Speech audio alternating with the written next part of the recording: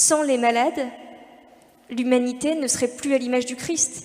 Que serait finalement le Christ sans ses stigmates? Il doit bien y avoir quelques malades pour représenter cette part de souffrance de Dieu. Et nous ne sommes que son reflet. J'ai pas eu de chance, ou j'en ai eu beaucoup, ça dépend du point de vue. Mais en plus de la myopathie, j'ai développé une maladie de peau, peu après la perte de la marche.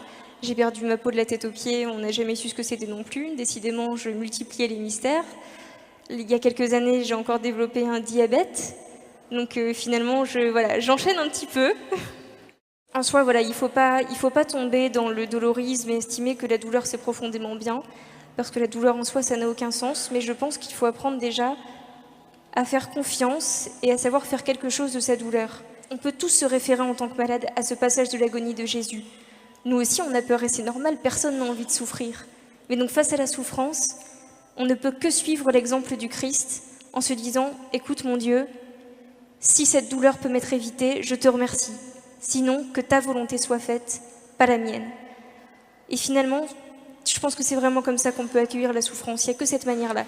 On est dans une société assez orgueilleuse, d'une certaine manière, où on est tout le temps à penser qu'on doit tout faire tout seul, qu'on sait largement se débrouiller tout seul, qu'on a besoin de personne. L'homme se croit au-dessus de tout, on en voit d'ailleurs les dégâts.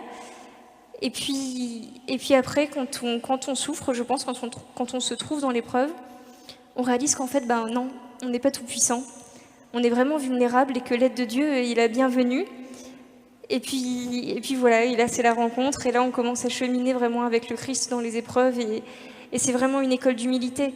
La foi, ça m'a porté dans ce sens-là. La foi, ça m'a vraiment aidé à prendre chaque épreuve comme une école pour moi-même, comme pour me faire grandir dans la foi, dans l'espérance. Et quand j'en peux plus, quand je crois que là, il y a plus moyen de faire confiance à Dieu et que je suis totalement à bout, que j'en ai marre et que je souffre, et je me dis non, là c'est encore une épreuve et tu vas voir, prie Dieu et tu verras, tu seras encore une fois aidé et Dieu est toujours au rendez-vous. Donc la foi, c'est le compagnon de tous les jours. On se lève avec la foi, on se couche avec la foi. La foi, c'est quand même 90% d'espérance et 10% de doute.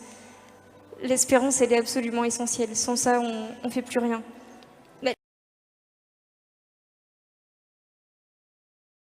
Je trouve ça absolument merveilleux, cette image de l'enfant Jésus, Dieu qui se fait le petit enfant, le Dieu qu'on dit tout puissant, et qui se fait le plus petit et le plus humble. Et il y a aussi évidemment l'image du Christ crucifié, puisque là c'est l'accomplissement de tout ce qu'il avait promis. Finalement, c'est une folie d'amour absolue. Il pouvait à tout moment dire « Bon, j'ai assez souffert, j'ai assez donné, je remonte vers mon Père et puis basta ». Non, il est resté jusqu'au bout. Il a tout souffert avec nous parce qu'il l'avait décidé dès le départ et il est resté fidèle à sa promesse. Il est resté avec nous jusqu'à la croix, jusqu'au désespoir, jusqu'à l'âme mortellement triste, comme il le dit lui-même. Donc il n'y a pas d'image qui puisse plus me toucher. Quand il dit « Tout ce que vous ferez au plus petit, c'est à moi que vous le ferez », c'est une parole qui m'avait beaucoup marquée. Déjà parce qu'il s'identifiait au plus petit d'entre tous, mais en plus parce qu'il donnait un message, cette fois-ci, non pas aux malades, mais aussi aux soignants, en leur rappelant que c'est presque un honneur de servir les malades et que c'est merveilleux d'avoir l'occasion de soigner le Christ, d'avoir le Christ à portée de main en aidant n'importe qui d'entre nous. C'est quand même assez miraculeux. Donc cette parole, je la trouve très très forte. Et si on la prenait, je pense, plus au sérieux, les hôpitaux, je pense qu'on pourrait les appeler sanctuaires finalement. J'ai fait la connaissance de Lourdes au début de la maladie, quand je suis tombée malade, et juste avant de perdre la marche, quand je tombais beaucoup. Et j'ai un souvenir ici très très fort quand j'avais 7 ans et que mon petit frère venait chercher de l'eau de Lourdes au niveau des sources là-bas et qu'il m'en mettait sur les genoux pour guérir mes plaies, puisqu'il était persuadé que l'eau était magique et que ça allait me guérir. Et finalement, c'était déjà un petit miracle parce que c'était peut-être pas la guérison physique, mais c'était déjà la guérison intérieure.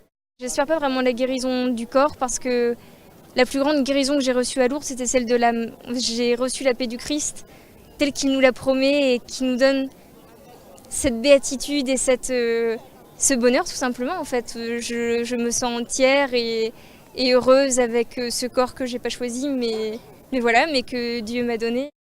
C'est une belle histoire d'amour, je trouve, avec cette ville mariale parce que on y est bien. C'est la ville où les malades sont accueillis à bras ouverts par la Vierge Marie et ça se sent profondément. Je pense qu'on peut vraiment être dans la confiance avec Marie. Elle nous montre un peu le chemin en tant que malade. Et donc avec elle, on fait confiance à Dieu et c'est déjà du bonheur, c'est déjà un miracle.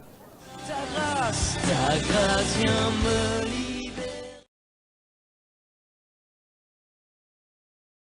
Je m'appelle Sœur Claire-Marie. Aujourd'hui, je vais vous témoigner sur le bonheur.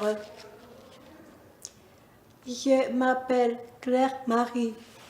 J'ai fait un engagement le 15 septembre 2013 avec Monseigneur Marc Hayet.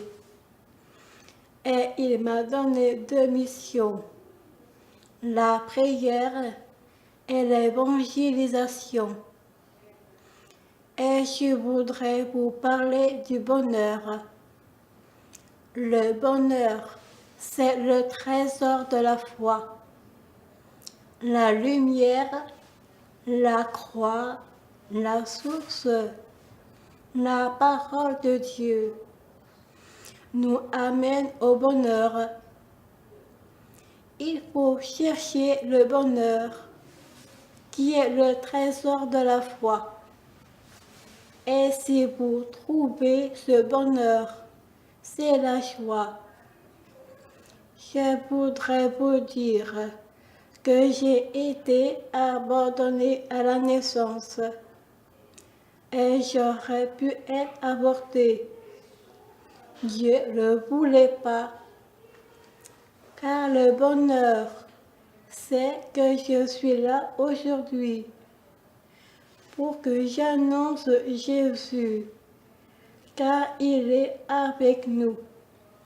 C'est la joie de Dieu. Le trésor de la foi, pour moi, ça a été de suivre Jésus et de prier. C'est le bonheur pour moi. Dieu, il veut nous dire, respectez la vie que j'ai donnée, respectez la nature et venez à la source. Il faut que ces bébés naissent. Et si on est tous différents, il ne faut pas avoir peur, car ces petits enfants trisomiques, c'est des enfants hospices, à l'image de Jésus sur la croix. Respecter l'Église, c'est aussi s'aimer les uns et les autres.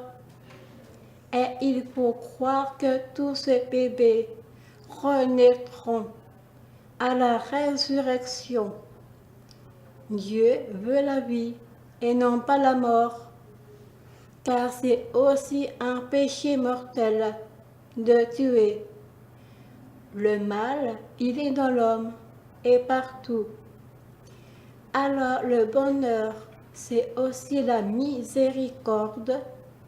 N'ayons pas peur. Je voudrais vous dire aussi que vous êtes greffés au jour de votre baptême sur Jésus. Vous avez reçu la vie en vous et vous êtes maintenant des semeurs de la parole de Dieu. Écoutez Jésus, car il dit, soyez des pâtisseurs de l'Évangile pour entendre le message qu'il a expliqué aux apôtres. Alors, n'ayez pas peur d'évangéliser. Soyez des apôtres. Restez heureux, même si on souffre. Être des chrétiens debout. Annoncer aux familles que Jésus est là.